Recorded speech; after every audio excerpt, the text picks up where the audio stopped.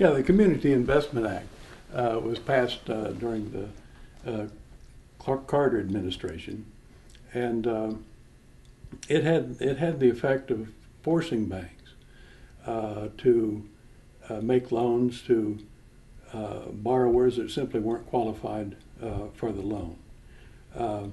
Much had preceded that act. It turns out that before the act was passed, there was lots of concerns about redlining, about banks not making loans in black neighborhoods, and there was pressure even then on making sure that loans got made, even if the borrower wasn't qualified otherwise for the loan. And that simply became codified in the Community Reinvestment Act. That was one of the pieces of legislation that gave more fuel to the housing boom. But of course, there had been a bias towards home ownership, towards making loans to low-income people, dating clear back to the Great Depression.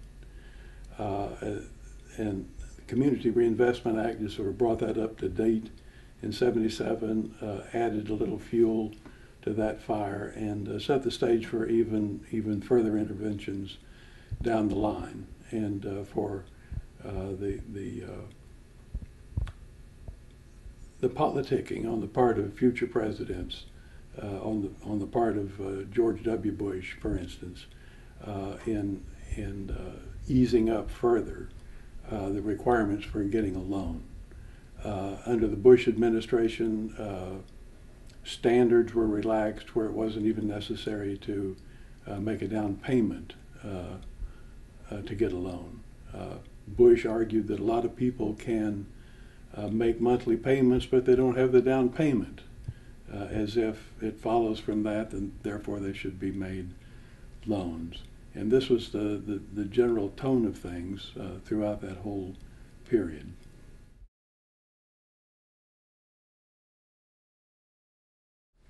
Well, there's no economic justification for that deduction, apart from the general belief even of the public that somehow buying a house is something different from buying something else, and that people ought to be favored who buy their own homes. This dates back, clear back to the Hoover administration, that Hoover thought it was necessary for more people to own their own homes, that it would increase their patriotism. It would make them feel more a part of America, more team players, and so on. So the idea of nudging people into home ownership is something that's gone on for a long time, and making it deductible is just one of the reasons, or one of the ways that that was done.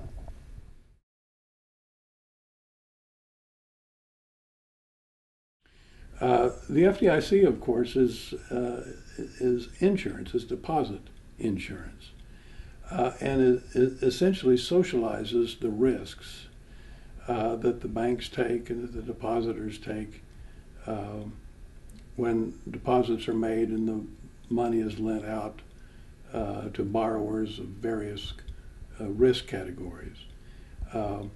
If the depositors have insurance, or if the FDIC is in play, then the depositor doesn't have to worry about which bank he puts his money in. He doesn't have to worry about whether it's safe or not safe. The banks themselves pay a premium for that insurance, but it's always been a premium that's below the market rate. It's subsidized insurance. The worst case of that, of course, was during the savings and loan crisis. During savings and loan crisis, there was a heavy subsidy on deposit insurance, such that savings and loan found it profitable to take in more and more risks, made more risky loans throughout that period, and eventually engaged in what they call shoot the moon strategies, that if if a lot of their loans had gone bad, where their capital had dwindled to next to nothing, then they had nothing to lose. All they had to do was make very risky loans. If they lost, then they were bankrupt anyhow. If they won, then they're back in the game. And so some of the reforms after the savings and loan crisis rectified that to some extent, but not completely. We still have deposit insurance. The maximum gets increased periodically, and it's still subsidized.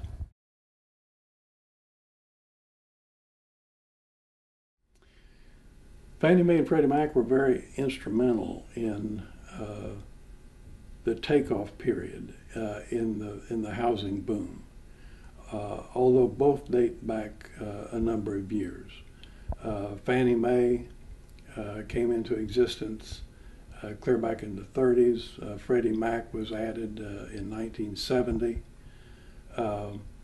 Both started out as government agencies, but eventually were made into so-called government-sponsored enterprises, which really means that they were taken off the books of the federal government, that the debts that they incurred were not part of the so-called consolidated debt, consolidated deficit of the U.S. government. They were off-budget items, essentially, but had implicit guarantees, which in recent years, of course, have become very explicit. And so with those organizations, many, many more loans were made than were justifiable based on their actual risk characteristics. But those risks were essentially taken off of those loans and hung on the public at large, that the public was on the hook for failed loans as long as they went through Fannie Mae or Freddie Mac. So it set up a disaster waiting to happen.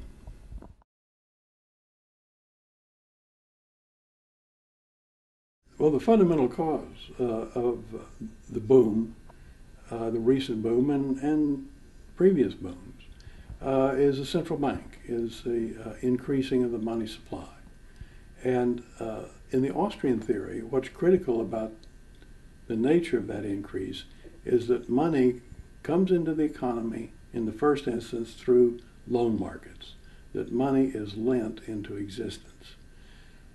In the college classroom, we teach students the different ways in which the Fed can increase the money supply. It can reduce the reserve requirements. It can engage in so-called open market operations, where it buys securities with money created for the purpose. Or it can lend directly to the banks at what's called the discount rate. Students have to learn those three ways and play them back on the exams. But the important part is there's a common denominator there, that all three ways are ways of lending money into existence, of increasing the supply of loanable funds. When the Fed does that, when the Fed increases the supply of loanable funds, it lowers the interest rate, and it drops the interest rate down below where the market would have it. As a result of that, resources are misallocated. They're misallocated into long-term projects, any interest-sensitive projects, and housing is a premier case of an interest-sensitive asset. Those resources are taken away from other areas that would have been more economical and more profitable to invest in had it not been for the distortion of the low interest rate. At the same time, those long-term projects are underway and housing is being overbuilt. Consumers are spending more. Rather than saving, they're spending because the interest rate is so low. If the interest rate is low, they don't have the incentive to save as much as they did, and therefore they spend. So you've got consumers pulling the economy in one direction, wanting consumption in the current and immediate future. You have business people responding to low interest rates and committing resources to projects that won't come to fruition for quite some time. That's the sort of distortion that is created by the Federal Reserve pumping up the money supply by lending it into existence.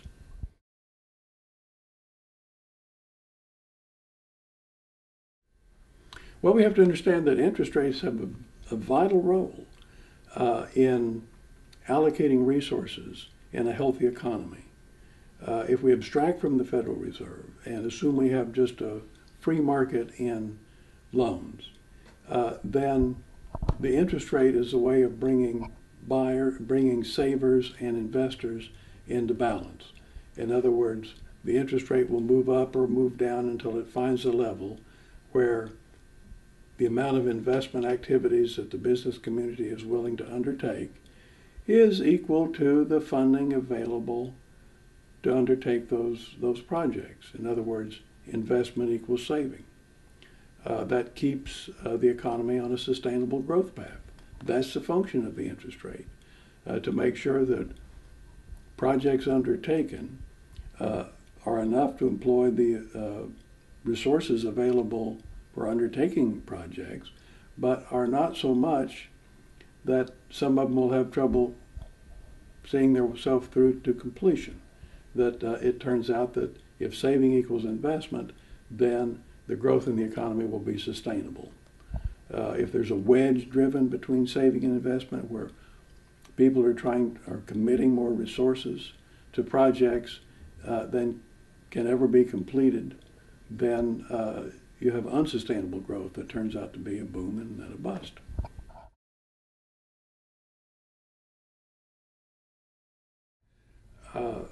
Fractional reserve banking is a debated item within the Austrian school.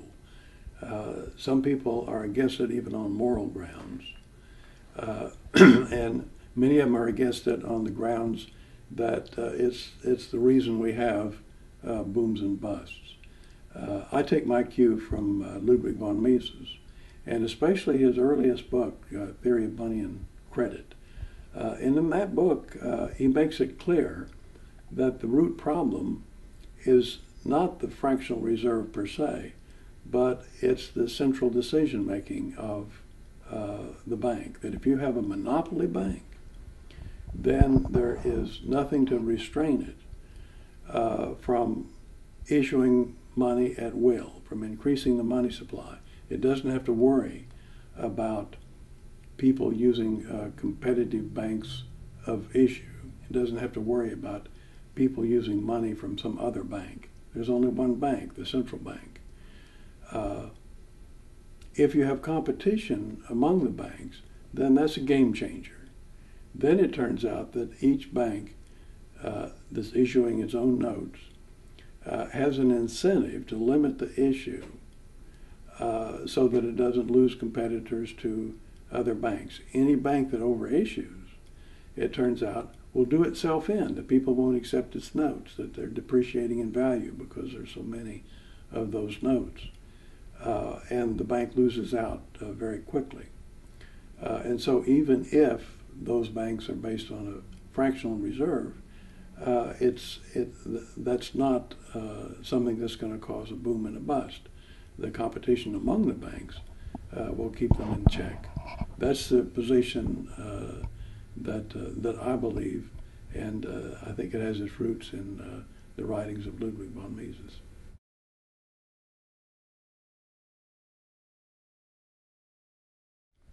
What role do bank runs play?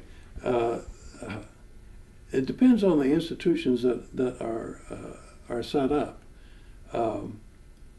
If you have a central bank, monopoly bank, and then the individual banks that are distributing those notes, that are issuing, that are making loans and functioning as our current banks do, there is a certain commonality among the banks where people get the idea that they're all about the same. In fact, that's the common view of banks today. If you move into a new town and you decide which bank you're going to use, you'll typically decide on what the location is. Is it a good location? Is that where you want to do your banking? There's not much else to decide on because all banks are otherwise just about the same. When I moved to Auburn, there were 2 or 3 banks that were all about as close to where I lived as the rest of them.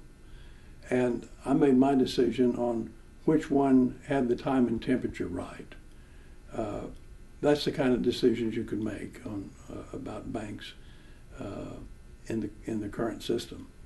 Now, the reason I mention that is because if one of the banks turns out to be unsound, if people suspect it's unsound, then they'll suspect that all the banks are unsound, and there'll be runs not just on the one that there's a particular suspicion about, but on all the rest too.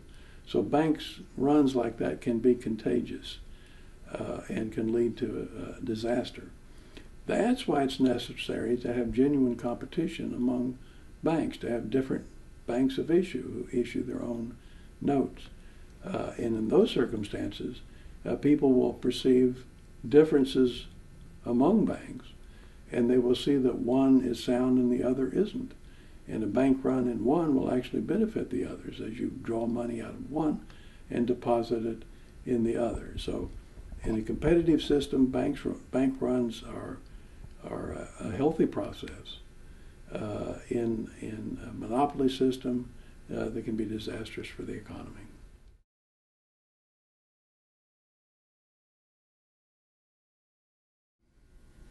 Glass-Steagall separates the business of investment banking from deposit banking, tries to separate 2 very closely related aspects of banking. One is taking deposits and keeping track of people's checking accounts and so on, and the other is making investments with the money that you've taken in on deposits and the money you've taken in on savings account. I think the reason that they were separated, the reason there was public opinion favoring separation, was simply the bad press that speculators and the general idea of speculating had at the time and still has today. People think of speculators as evildoers, as people who create problems in the economy, and they want that separated from the routine business of banking. So I think that was sort of ill-founded from the beginning. Speculation, again, if it's done in a healthy economy, has great benefits. And speculators don't destabilize the economy. They tend to stabilize it. In fact, the only way they can destabilize it is by making losses. If they buy when prices are high and sell when prices are low, then they cause prices to go higher than they otherwise would and lower than they otherwise would. But that's the very circumstances under which those speculators lose money and eliminate themselves from the system. Speculators that make money stabilize the economy.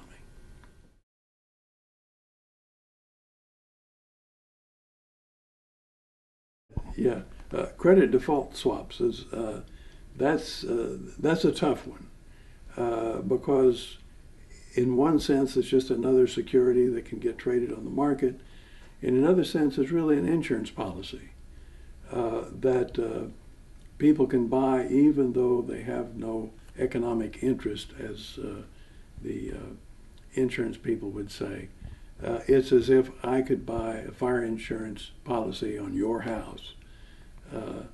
No insurance company will issue me that policy. Only you who own the house can buy that policy. But in the securities market, you can buy an insurance policy against some other security defaulting, even if you have none of those securities at all. And so that's suspect. I don't think that's a very healthy setup. But the jury's still out on that, and I'm not sure which way it will ultimately come down.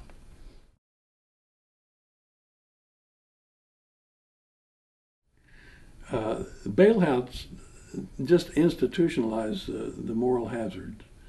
that firms that can count on bailouts are inherently more risk-taking than if they couldn't count on bailouts. So one of the easy things to do, at least easy from a logical standpoint, maybe very difficult from a political standpoint, is to end the bailouts. Let the firms take their knocks if they go belly up, and recognize that that has a cleansing effect in the economy. That when firms go bankrupt, their assets don't disappear. The assets simply fall into the hands of people presumably more capable of making use of those assets than the ones that went bankrupt.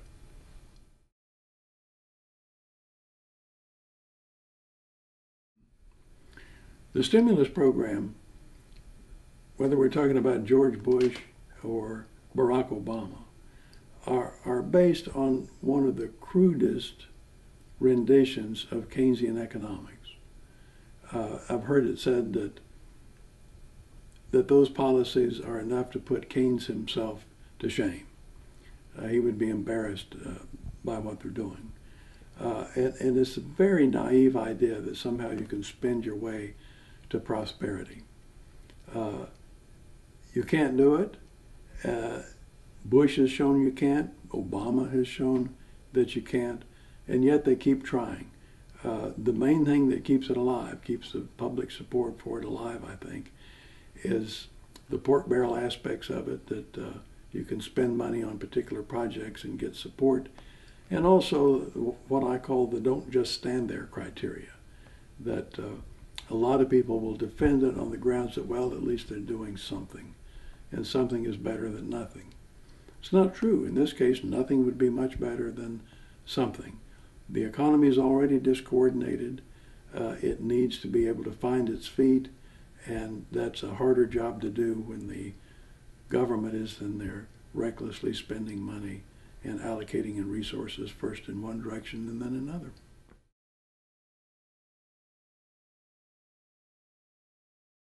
Oh, sure. There's lots of experience with depressions, recessions, previously in this country and in other countries. Probably the most relevant experience to what we're facing now is the Japanese economy in the 1990s. The Japanese went through a period that's now called the lost decade. And at the rate that policymakers are going today, they could easily turn our current problems into a lost decade. That the policies, stimulus packages, running up deficits, printing up money, all have the effect of retarding recovery. And they may well be able to retard it for an entire decade.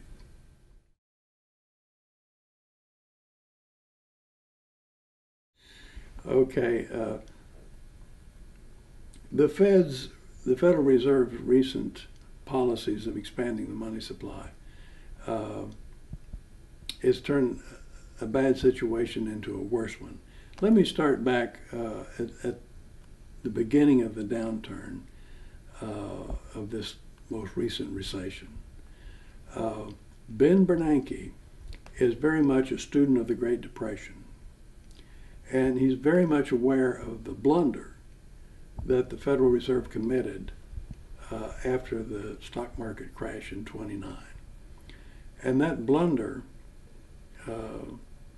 that's focused on by the monetarists was allowing the money supply to collapse.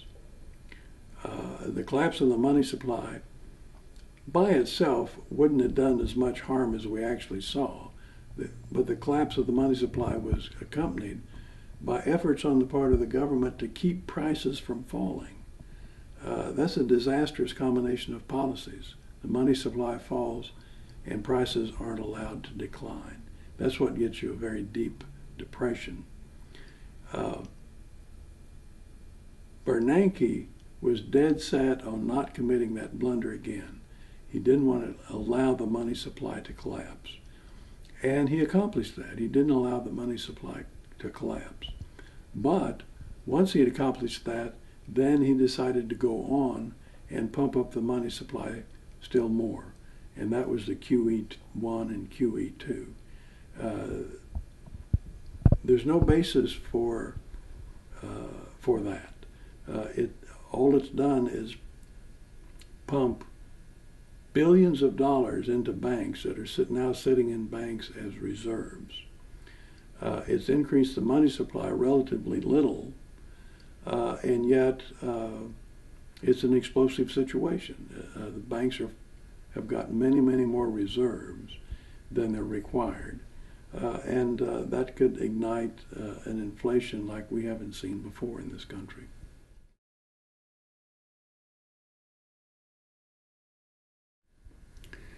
The Depression 1920 to 1921 is a depression that sort of dropped out of the economics books. It's a forgotten depression, and it's forgotten because it was so short. It was a fairly deep depression, but it was so short. And the reason it was so short, it turns out, is because the government didn't do anything about it. This was the end of the of the Wilson administration, and Wilson was very infirm at that time. It was the beginning of the Harding administration, and Harding wasn't inclined to do anything about the state of the economy. So the market was left on its own to fend for itself, and it fended quite well. The recession was over within a year and a half or so, and the economy was back on its feet. So that should be our role model for dealing with recessions and depressions, and not the Japan of the 1990s or the U.S. of the 1930s.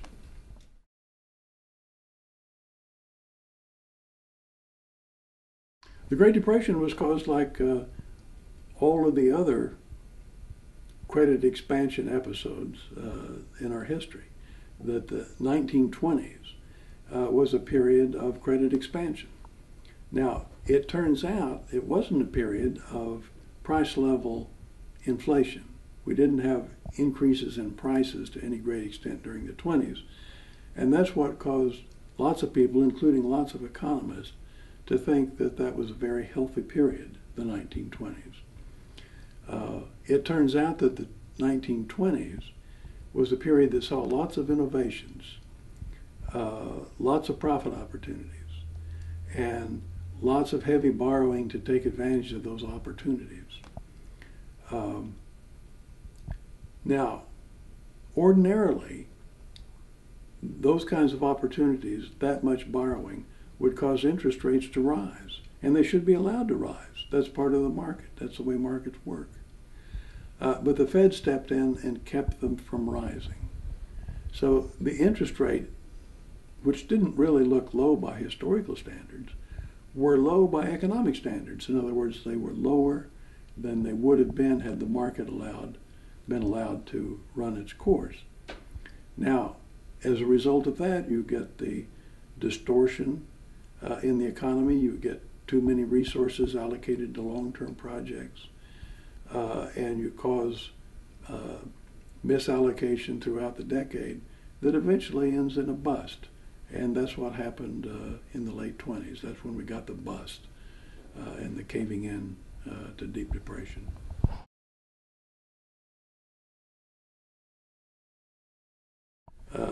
Was Herbert Hoover a free market president? No, he wasn't at all. He only looked free market in subsequent years by comparison to Franklin Delano Roosevelt. But if you go back and look at his policies, you see the very same things that Roosevelt did. In fact, it was Roosevelt who got the idea of his policies from what Hoover had already done. Roosevelt just pursued them with a little more verve, making Hoover look free market by comparison. Hoover, just for one example, instituted what he called a high wage policy. And this was a high wage policy in the face of a collapse of the money supply. This is disastrous. he implemented it by threatening businesses that had contracts with the government that they would lose those contracts if they allowed wages to fall. So businesses were put in an untenable position. And what they ended up doing, if they couldn't allow wages to fall, they simply had to lay off workforce, making the depression deeper than it otherwise would be. Other examples, price fixing, price controls, and all the rest. It's just Roosevelt writ small.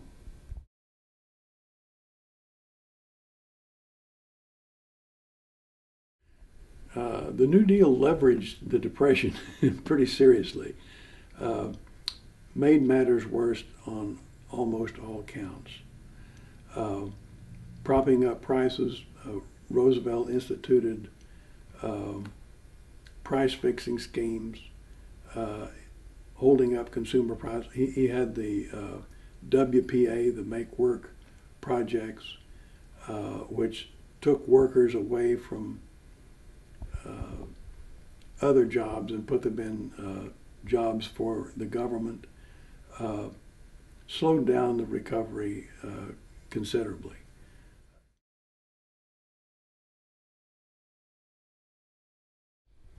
Well, of course, Franklin Delano Roosevelt confiscated the gold and took the economy off the gold standard domestically. The gold standard stood in his way, essentially. He wanted to be able to print more money, and he couldn't do it if money was linked to gold. So he had to sever the link to gold in order to inflate. The gold standard has always been an insurance policy against government inflating, and he simply removed that obstacle and inflated away.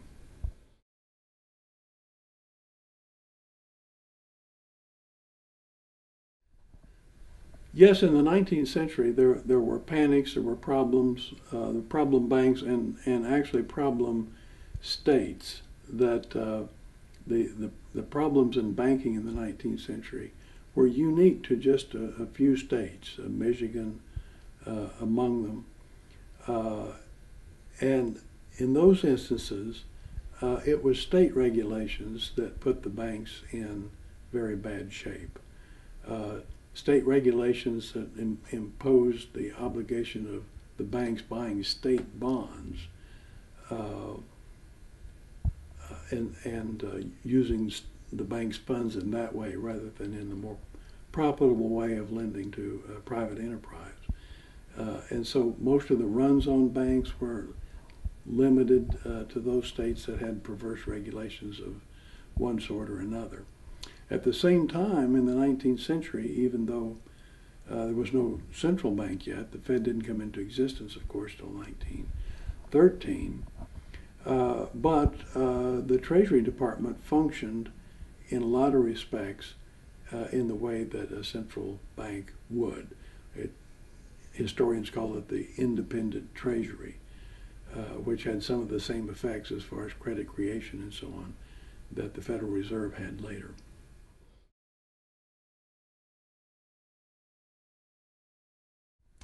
What brought us out of the Great Depression? No, it wasn't World War II.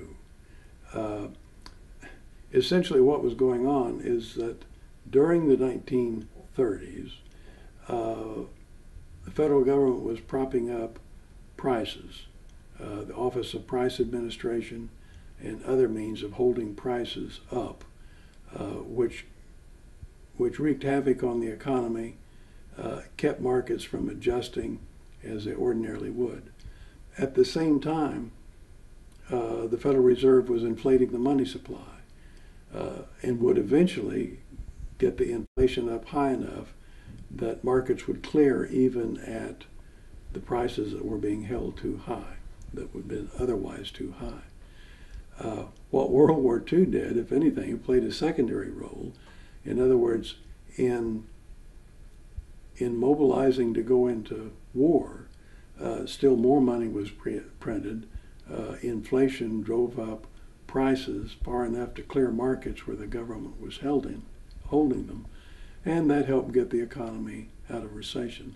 but it's wrong or misleading at best to say that World War II got us out of the Depression.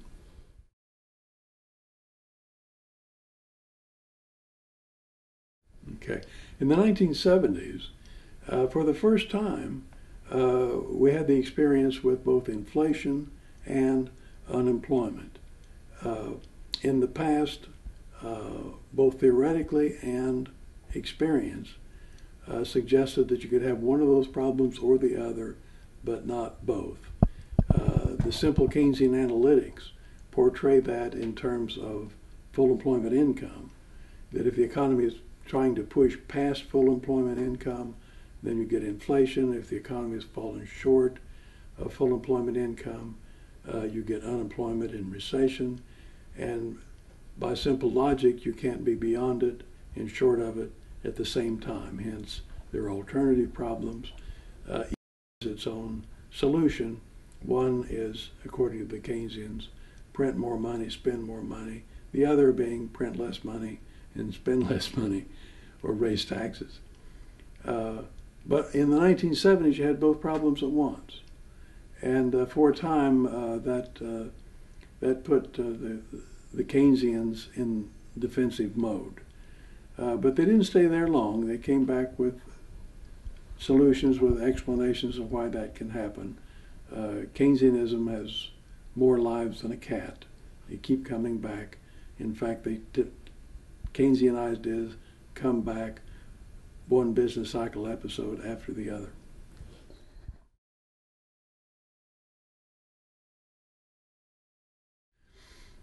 Well, Nixon had his own hand in the issue of the gold standard. And if you go back to Roosevelt, who confiscated gold in the 1930s, he took the economy off the gold standard domestically. But in dealings with other countries, we used gold. Gold was transferable from one country to another. The U.S. dollars were redeemable in gold by foreign countries holding those dollars. What Nixon did in August of '71 was remove that last link to gold. The vernacular is he slammed the gold window in '71, which meant that from that point on, gold had no legal connection whatever to the dollar. So from 1971 on, we've been on the pure paper standard. You can see it in all the charts. If you look at the Consumer Price Index, for instance, you'll see a kink in the curve that inflation moved upward fairly slowly until 1971 and very rapidly after that, which just verifies what the Austrians have said all along, that the purpose of gold is to tie the hands of the Federal Reserve and keep it from inflating. When their hands are untied, as they were completely under Nixon, then the inflation got much more severe.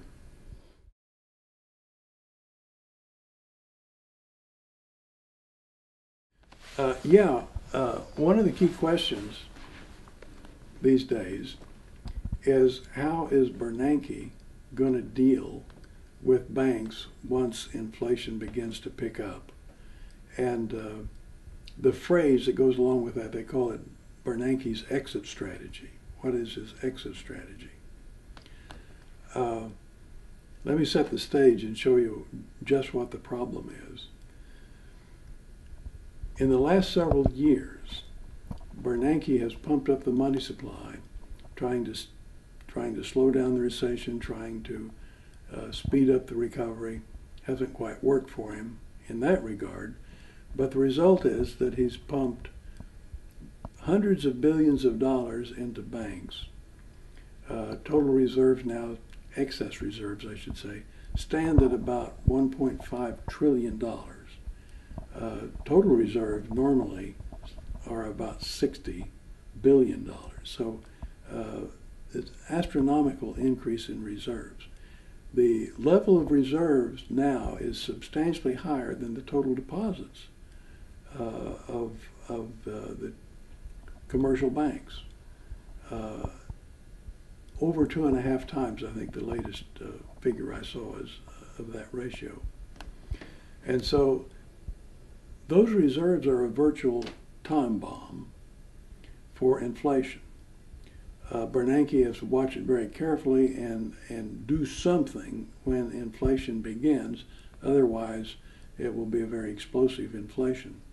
One of the most worrisome things about it to me is Bernanke claims repeatedly that he's completely confident that he can do it. And that's enough to worry us all. I don't think he can possibly be, because it's uncharted territory. We've never had this kind of a situation before. Now, one of the new tools that the Federal Reserve has is the paying of interest on reserves held by the commercial banks. If you stop to think about that for a minute, it sounds a little screwy. In other words, they get the reserves from the central bank. The Federal Reserve creates the reserves, pumps them into the banks, and then pays the banks interest on those reserves. That's never been done before, but it's being done now. Now, the interest rate is very low. I think right now it's 0.25%. And yet the fact that it's anything is amazing. It's also high enough to cause banks not to lend the money out. They would rather draw the safe 0.25% than to lend the money out and possibly lose the capital. So they're risk averse enough just to take the 0.25%. Now, Bernanke is very much a student of the Great Depression.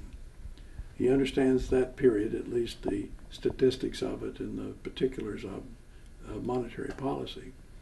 And he realizes that the Federal Reserve made a monumental blunder in 37 and 38.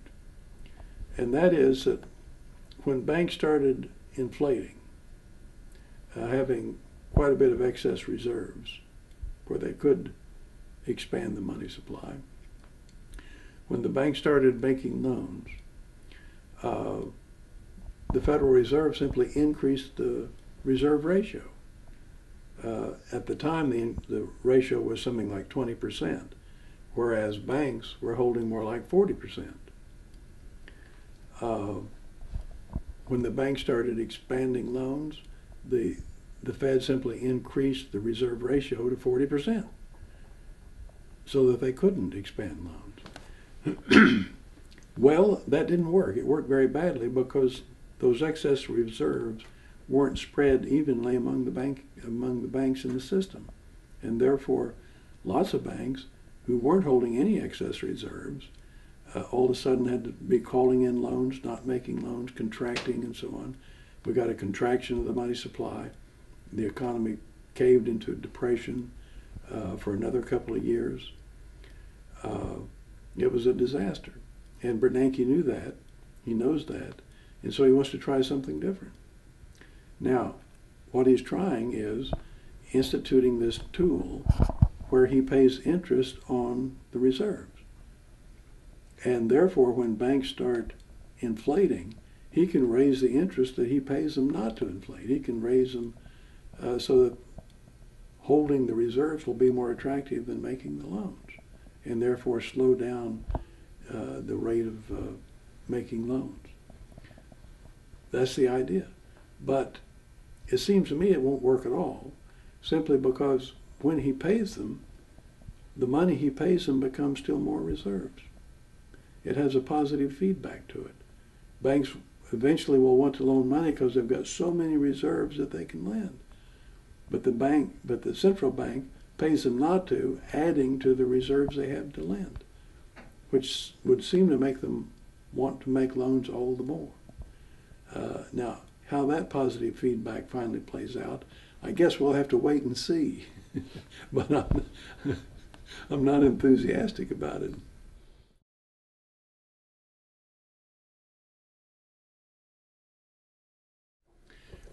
Yeah, the interest on the national debt is, of course, keeps increasing with the debt itself. It's not that high right now simply because interest rates are so low. But that's going to prove to be a huge problem once interest rates begin to rise, as they eventually will. If you frame the current situation, what you see is that interest rates, and let's focus for a minute on the federal funds rate. The federal funds rate has been held to zero, technically between 0 and 0.25%. But the Fed specifies that range only because at those low rates, it's not nearly as good at hitting its target as it was with rates that are more in the market range. So we have interest right at zero and have had for 2.5 years. Now, in my judgment, that means the economy is on life support. That if you think about how poorly this economy is doing right now, with the unemployment rate over 9% and with growth at a very anemic level, and it's doing that with loan money made available by the Fed at virtually 0%. Now they're a little higher, of course, when banks lend it to firms because they have to take into account the risk, and there are plenty of those. But if and when the economy gets back to normalcy, then interest rates are going to be, market rates are going to be up in the mid-single digits. And when they get to that rate, and the corresponding rate for treasury bills, then the burden of simply paying the interest on the debt is going to be quite a burden.